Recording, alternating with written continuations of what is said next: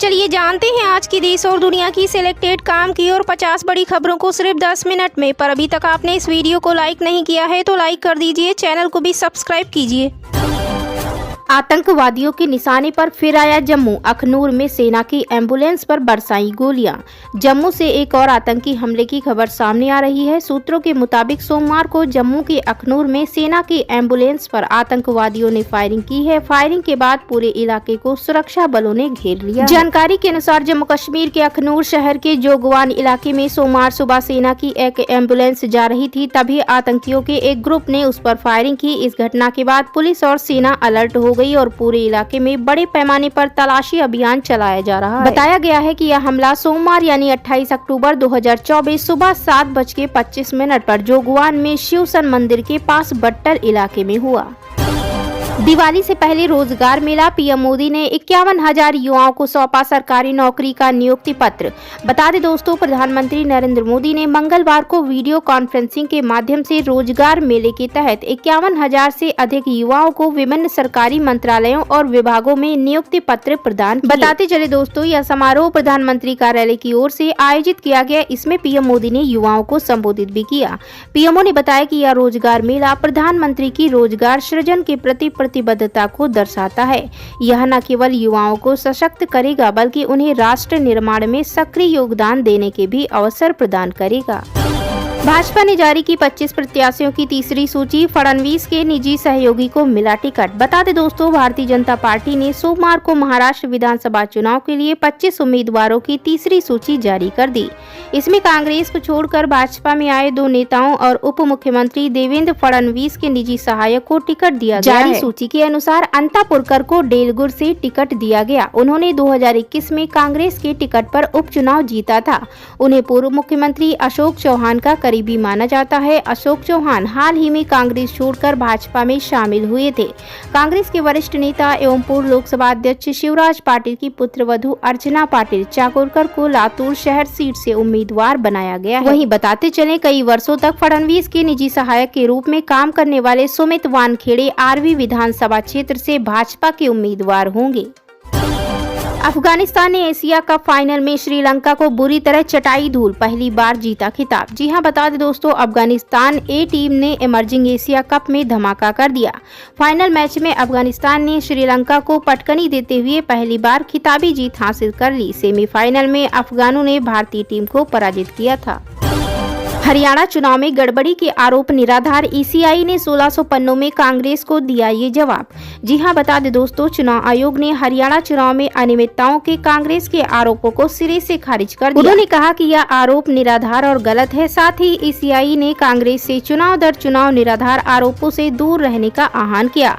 इसी लेकर चुनाव आयोग ने कांग्रेस के राष्ट्रीय अध्यक्ष मल्लिकार्जुन खड़गे को पत्र लिखकर जवाब दिया है। उन्होंने कहा कि कांग्रेस के उम्मीदवारों या उनके एजेंटों की निगरानी में चुनाव की प्रक्रिया आयोजित की गई थी। कांग्रेस को भेजे गए आयोग के जवाब में 1642 पन्नों के सबूत शामिल हैं, जिसमें मतदान के समय और मतदान एवं मतगणना प्रक्रिया के दौरान बैटरी प्लेसमेंट सहित सभी चरणों में कांग्रेस उम्मीदवारों के अधिकृत प्रतिनिधियों की निरंतर उपस्थिति की जानकारी दी गई है।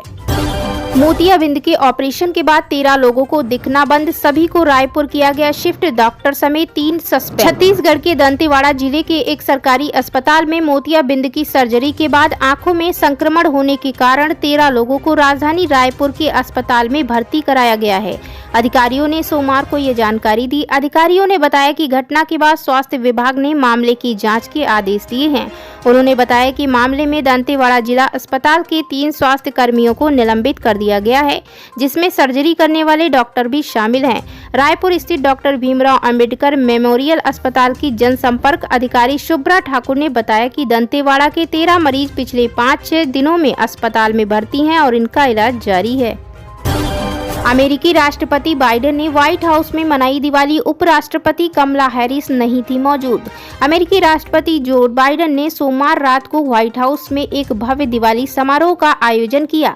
इस अवसर पर राष्ट्रपति ने एक दिया जलाकर समारोह की शुरुआत की, जो इस पावन पर्व का एक महत्वपूर्ण प्रतीक है। इस कार्यक्रम में भारतीय मूल के 600 से अधिक अमेरिकी नागरिकों ने भाग लिया, जिसमें सांसदों, वरिष्ठ अधिकारियों और समुदाय के विभिन्न सदस्यों की उपस्थिति रही। हालांकि इस विशेष समारोह में उपराष्ट्रपति कमला हैरिस और फर्स्ट लेडी जिल बाइडेन शामिल नहीं हो सकी।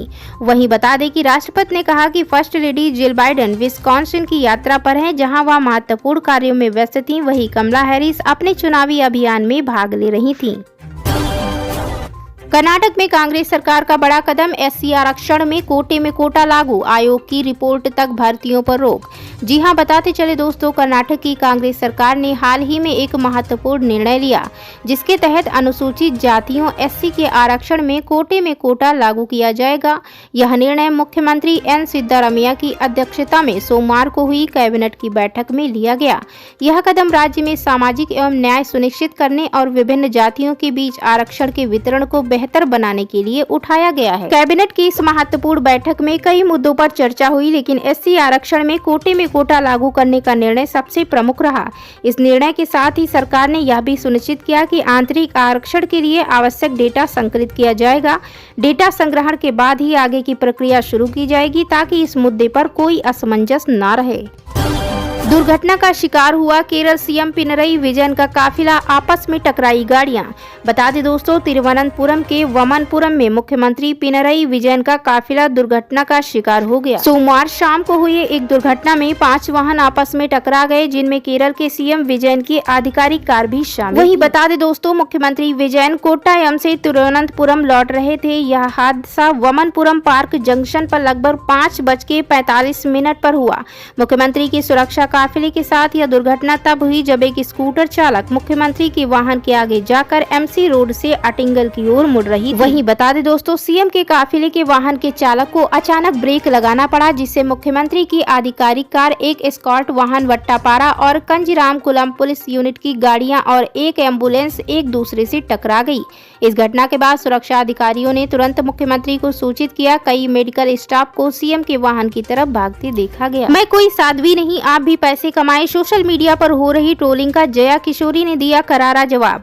जानी मानी कथावाचक और मोटिवेशनल स्पीकर जया किशोरी ने बैग को लेकर सोशल मीडिया पर हो रही ट्रोलिंग पर प्रतिक्रिया दी। उन्होंने कहा कि आप कोई चीज ब्रांड देखकर नहीं खरीदती, जो आपको पसंद आता है आप उसे खरीद लेते हैं। मैं भी आप लोगों के जैसी ही हूँ, लेकिन मेरी लाइफ के कुछ नियम है, जिसमें से एक ये है कि मैं कभी लेदर इस्तेमाल नहीं करती। मैंने कभी इसका इस्तेमाल नहीं किया। जया किशोरी ने समाचार एजेंसी से कहा, वह बैग कस्टमाइज्ड बैग है और उसमें कहीं भी लेदर नहीं है। कस्टमाइज्ड का मतलब होता है कि आप इसे अपनी मर्जी से बनवा सकते हैं, इसलिए इस पर मेरा नाम भी लिखा है। मैंने कभी लेदर इस्तेमाल नहीं किया और ना ही कभी करूँगी। उन्होंने यह भी कहा कि जो लोग मेरी कथा में आए वे अच्छी तरह जानते हैं कि मैं कभी नहीं कहती कि सब कुछ मोह माया है, पैसा मत कमाओ या सब कुछ त्यागो। उन्होंने कहा, मैं कोई साध्वी नहीं हूँ। कथावाचक ने कहा कि मैं पहले दिन से ही स्पष्ट हूँ कि मैं कोई संत, साधु या साध्वी नहीं हूँ। मैं एक सामान्य लड़की हूँ। मैं एक सामान्य घर में रहती हूँ। मैं अपने परिवार के साथ रहती हूँ।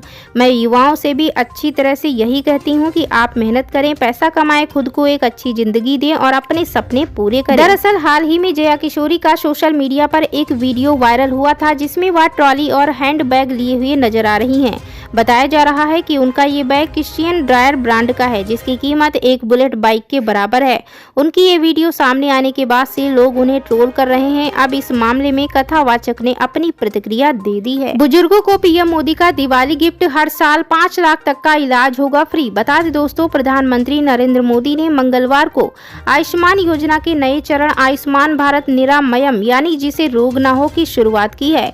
पीएम मोदी ने दिल्ली के all India institute of Ayurveda में आयोजित एक कार्यक्रम में करीब 12,850 करोड़ रुपए की विकास परियोजनाओं का शुभारंभ किया। अब 70 वर्ष और उससे अधिक आयु वाले सभी बुजुर्गों का प्रमुख स्वास्थ्य बीमा योजना आयुष्मान भारत के तहत मुफ्त इलाज हो सकेगा। स्वास्थ्य क्षेत्र में इस बड़े कदम की शुरुआत 9वें आयुर्वेद दिवस और हिंदू चिकित्सा के देवता धन्वंतरी की जयंती के अवसर पर की गई। वहीं बताते चले, आयुष्मान भारत प्रधानमंत्री जन आरोग्य योजना के तहत 70 साल और उससे अधिक आयु के सभी बुजुर्गों को हेल्थ कवरेज मिलेगा। यह सुविधा किसी भी आय वर्ग के बुजुर्गों को प्राप्त होगी। हर साल 5 लाख रुपए तक का मुफ्त इलाज मिलेगा। इसके अलावा जो परिवार पहले से आयुष्मान योजना का लाभ उठा रहे हैं, उनके परिवार परिवार के बुजुर्ग सदस्य के लिए अलग से सालाना 5 लाख रुपए तक का इलाज मिल सकेगा। इससे देश के करीब 4.5 करोड़ परिवारों के 6 करोड़ से ज्यादा बुजुर्गों को लाभ मिलेगा। अब तक इस योजना में कम आय वर्ग के परिवारों को ही शामिल किया जा रहा है, जबकि बुजुर्गों के लिए शुरू की गई इस स्कीम में कोई आय लिमिट नहीं होगी। इस योजना के लिए बुजुर्गों को विशेष आयुष्मान कार्ड मुहैया कराया जाएगा, जो फैमिली आयुष्मान प्लान से अलग होगा। ये स्पेशल कार्ड 29 अक्टूबर से मिलने शुरू हो गए हैं। पीएम